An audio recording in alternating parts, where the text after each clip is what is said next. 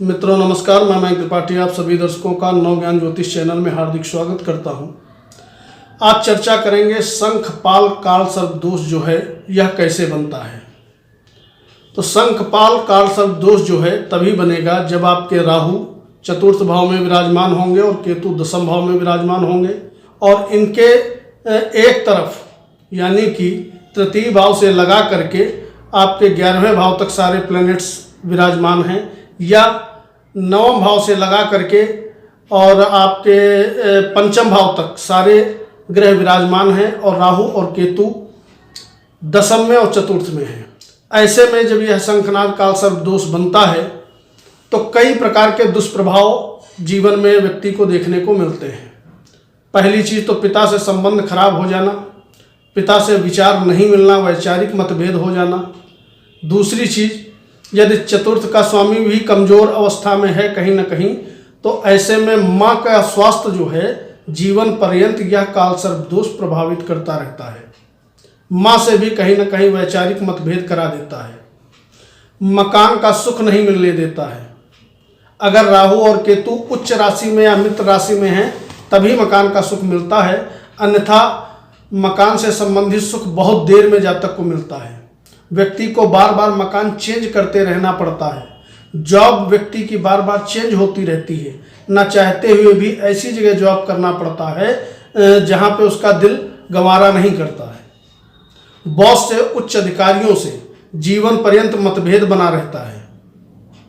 यहाँ पर जब काल सर्प दोष बनता है तो जब राहु या केतु की महादशा अंतर्दशा चलती है तो हृदय से संबंधित, गुर्दे से संबंधित कई प्रकार के रोग जातक को हो जाते हैं। ऐसा देखा गया है यदि राहु यहाँ मित्र राशि में भी काल सर्प दोष बनाते हैं तो जब जब इनकी दशा आएगी तब तब बीपी का बढ़ जाना, किसी काम में मन न लगना, हृदय से संबंधित परेशानी हो जाना, इस तरीके की दिक्कत यहाँ पर राहु दे देते हैं।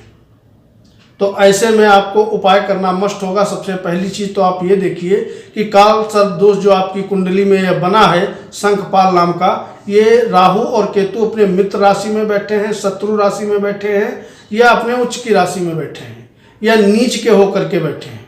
यदि ये अशुभ हैं तो सबसे पहली चीज़ तो आपको ये करना है, जो चतुर्थ का लॉर्ड हो, जो भी ग्रह बन रहा हो आपकी कुंडली में, उसके आप मंत्रों का जप करें। साथ ही साथ दशमेश को आप मजबूत करें। यहाँ पर जब राहु बैठेंगे तो फियर भी बहुत देते हैं, इनसिक्योरिटी जातक के मन में जीवन भर बनी रहती है, अज्ञात भय बना रहता है। तो चतुर्थ के लॉर्ड का आप मंत्र जपें। सबसे पहला उपाय, दशमेश को मजबूत करें। जो कारक हो उसका आप रत्न पहने, यानी कि अगर दशमेश कारक हैं उनका आप रत्न पहन लीजिए, अगर चतुर्थेश कारक हैं तो उनका आप रत्न पहन लीजिए।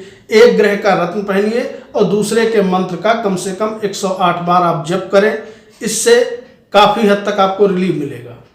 जीवन से काली चीज़ें और नीली चीज़ें पूरी तरीके से अवॉइड करिए, यानी कि कमर के ऊपर काले और नीले कपड़े कम से कम पहने। खास करके इनकी जब दशा, महादशा, अंतर्दशा या सूक्ष्म दशा चल रही हो तो उस समय आप बिल्कुल भी गलती से नीले या काले कपड़े ना पहने, क्योंकि अगर नीला और काला कपड़ा आप पहनाते हैं, मकान में भी आपने नीला और काला रंग करा रखा है, तो आपके मन में भय और ज़्यादा बढ़ जाएगा। तो उपाय के तौर पे आप ये सावधानी बरतें, भगवान शंकर के किसी भी मंत्र का आप यथाशक्ति जप करें, कुत्ते को दूध ब्रेड दें। साथ ही साथ राहु के लिए जो है आप बाजार से मछलियाँ खरीद लें और जीवित मछलियाँ ये आप नदी में या तालाब में प्रवाहित करें प्रत्येक बृहस्पतिवार को। इससे तुरंत रिलीफ आपको मिलेगा। साथ ही साथ यह ध्यान रखिएगा, ये जो मछली वाला उपाय है आप तभी करिएगा जब आप नॉनवेज से दूर रहते हो, नॉनवेज न खाते हो तो, क्योंकि तभी यह उपाय आपको फायदा करेगा। काले कम्बल, काले तिल से बने लड्डू वगैरह अपने ऊपर से उतार करके आप किसी गरीब को या किसी मंदिर में स्वयं अपने हाथों से दान करें, न कि किसी ट्रस्ट में दें। अगर ये सब उपाय करते हैं, भगवान शंकर के मंत्रों का जप करते हैं, तो निश्चित ही काल सर्प दोष से होने वाले जो दुष्प्रभाव हैं उनसे आपको मुक्ति मिलेगी। यदि आपकी पॉकेट अलाउ करे तो जब राहु या केतु की महादशा अंतर्दशा चले उस समय आप जो है काल सर्प दोष की शांति करा लें। अगर आपका उतना बजट नहीं है तो भगवान शंकर का कोई भी एक मंत्र पकड़ लीजिए, उसको आप यथाशक्ति कम से कम 5 माला, 7 माला, 11 माला पर डे जितना हो सके आप जप करें, तुरंत आपको रिलीफ देखने को मिलेगा कुछ ही दिनों में। तो यह था शंखपाल योग नामक काल सर्प दोष के कुछ उपाय और पड़ने वाला दुष्प्रभाव।